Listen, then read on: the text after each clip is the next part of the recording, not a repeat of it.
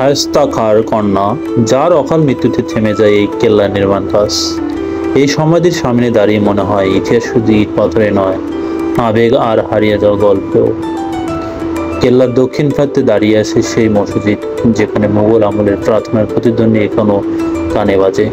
আর দরবার হলে দাঁড়িয়ে কল্পনা করা যায় কেমন ছিল সেই সভা আর রাজকীয় পরিবেশ। লালবাগ কেল্লা শুধু একটি স্থাপনা নয়, এটি ঢাকার প্রাণের অংশ, ইতিহাসের এক অমূল্য সাক্ষী।